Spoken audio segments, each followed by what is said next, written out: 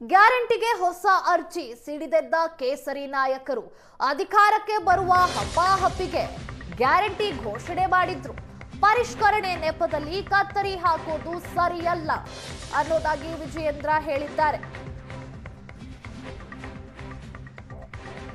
ಈಗ ಗ್ಯಾರಂಟಿಗಳ ಮರುಪರಿಷ್ಕರಣೆ ಏನಾಗ್ತಾ ಇದೆ, ಹೊಸದಾಗಿ ಅರ್ಜಿ ಹಾಕಬೇಕು ಮತ್ತೊಮ್ಮೆ ಅಂತ ಏನ್ ಹೇಳಿದ್ದಾರೆ.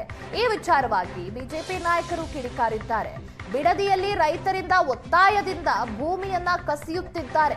ರಾಹುಲ್ ಗಾಂಧಿ ಅವರು ಸಿಎಂಗೆ ಹೇಳಿ ಇದನ್ನ ತಡಿಬೇಕು, ಪಿಎಂ ಹೆಸರು ಹೇಳಿ ಸಿಎಂ ದಲ್ಲಾಳಿ ಕೆಲಸ ಮಾಡಲು ಹೊರಟಿದ್ದಾರೆ. ಸಚಿವರಾಗಲು ಎರಡೇ ಮಾನದಂಡ ಎಂದು ವಿಜಯೇಂದ್ರ ಲೇವಡಿ ಮಾಡಿದ್ದಾರೆ. ಒಂದು ಮ್ಯಾನೇಜ್ಮೆಂಟ್ ಕೋಟಾ, ಇನ್ನೊಂದು ಪೇಮೆಂಟ್ ಕೋಟಾ. ಶಾಸಕರು ಯಾವುದನ್ನ ಆಯ್ಕೆ ಮಾಡ್ತಾರೆ ಅನ್ನೋದು ಅವರಿಗೆ ಬಿಟ್ಟಿದ್ದು. ಸಾಕಷ್ಟು ಭರವಸೆಗಳನ್ನು ಕೊಟ್ಟು ಗ್ಯಾರಂಟಿಗಳನ್ನು ಕೊಟ್ಟು ಅಧಿಕಾರಕ್ಕೆ ಬಂದಿರುವಂತಹ ಕಾಂಗ್ರೆಸ್ ಸರ್ಕಾರ 3 ವರ್ಷಗಳ ಕಳೆದ ನಂತರದಲ್ಲಿ ಮೊದಲನೇದಾಗಿ ಇವರು ಯಾವುದೇ ಗ್ಯಾರಂಟಿಗಳು ಸರಿಯಾಗಿ ತಲುಪಿಸ್ತಕ್ಕಂಥ ಕೆಲಸ ಕೂಡ ಮಾಡ್ತಾ ಇಲ್ಲ. 4 ತಿಂಗಳು 5 ತಿಂಗಳು ಗೃಹಲಕ್ಷ್ಮಿ ಯೋಜನೆಗಳನ್ನು ತಡೆ ಹಿಡಿದುಕೊಂಡು ಚುನಾವಣಾ ಬಂದಾಗ ಒಂದು ರೀತಿ ಚುನಾವಣಾ ಲಕ್ಷ್ಮಿ ಆಗಿರುವಂಥದ್ದು ಗೃಹಲಕ್ಷ್ಮಿ.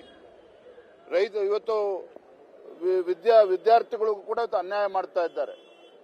ಈಗ ಗ್ಯಾರಂಟಿಗಳಿಂದ ಸರ್ಕಾರಕ್ಕೆ ಆರ್ಥಿಕ ಸಂಕಷ್ಟ ಪೆಟ್ಟು ಬಿದ್ದಂತ ಸಂದರ್ಭದಲ್ಲಿ ಒಂದೊಂದಾಗಿ ನೆಪಗಳನ್ನು ಒಡ್ಡಿ ಈಗ ಗ್ಯಾರಂಟಿಗಳ ಫಲಾನುಭವಿಗಳು ಏನಿದ್ದಾರೆ ಆ ಸಂಖ್ಯೆನ ಲಕ್ಷ ಸಂಖ್ಯೆನ ಇಳಿಸ್ತಕ್ಕಂತ ಒಂದು ದುಸ್ಸಾಹಸಕ್ಕೆ ಕಾಂಗ್ರೆಸ್ ಸರ್ಕಾರ ಕೈ ಹಾಕಿರುವಂತದ್ದು.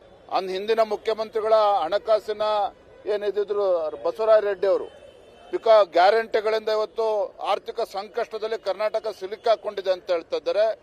ಈ ವಾಸ್ತವಿಕ ಸತ್ಯವನ್ನ ಮರೆಮಾಚಿ ಇವತ್ತೇನೋ ಬಹಳ ಸುಧಾರಣೆ ಮಾಡ್ತೇವೆ ಅಂತೇಳಿ ಇವತ್ತು ಲಕ್ಷ ಫಲಾನುಭವಿಗಳನ್ನ ಕಡಿತ ಮಾಡುವಂತ ಕೆಲಸವನ್ನು ಮಾಡ್ತಾ ಇರ್ತಕ್ಕಂಥದ್ದು ಸರಿಯಲ್ಲ.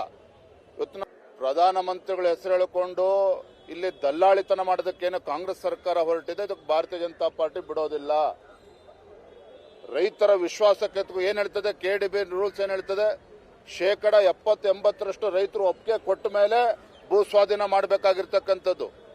ಇವತ್ತು ಬಿಡದಿ ವಿಚಾರದಲ್ಲಿ 100ಕ್ಕೆ 100ರಷ್ಟು ರೈತರು ಇದ್ರ ವಿರುದ್ಧ ಇದ್ದಾರೆ ಅನ್ನೋ ಮಾಹಿತಿ ಬರ್ತಾ ಇದ್ರು ಸಹ ಇವತ್ತು ಒತ್ತಾಯ ಪೂರ್ವಕವಾಗಿ ರೈತರ ಮೇಲೆ ಇವತ್ತು ಹೇರೋದಕ್ಕೆ ಹೊರಟಿದ್ದಾರೆ. ಇದು ಖಂಡಿತ ಸರಿಯಲ್ಲ. ಈ ಸರ್ಕಾರದಲ್ಲಿ ಮಂತ್ರಿ ಆಗಬೇಕು ಅಂತ ಹೇಳಿದ್ರೆ ಕಾಂಗ್ರೆಸ್ ಪಕ್ಷದ ಶಾಸಕ ಒಂದು ಕಿವಿ ಮಾತನ್ನ ಹೇಳ್ತಾ ಇದ್ದೇನೆ ತಮ್ಮ ಮುಖೇನ.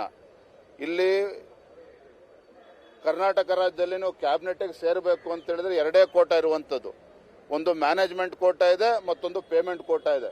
ಇವೆರಡು ಕೋಟಾದಲ್ಲಿ ಯಾವುದನ್ನು ಆಯ್ಕೆ ಮಾಡ್ಕೊಳ್ತಾರೆ ಕಾಂಗ್ರೆಸ್ ಶಾಸಕರು ಬಿಟ್ಟಿರುವಂತದ್ದು. ಹಾಗಾಗಿ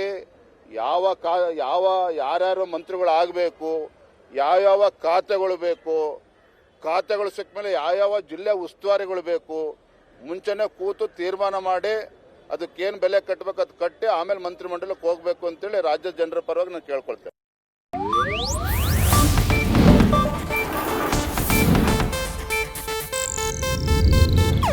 ಇದು ಏಷ್ಯಾನೆಟ್ ನ್ಯೂಸ್ ನೆಟ್ವರ್ಕ್ ಪ್ರಸ್ತುತಿ.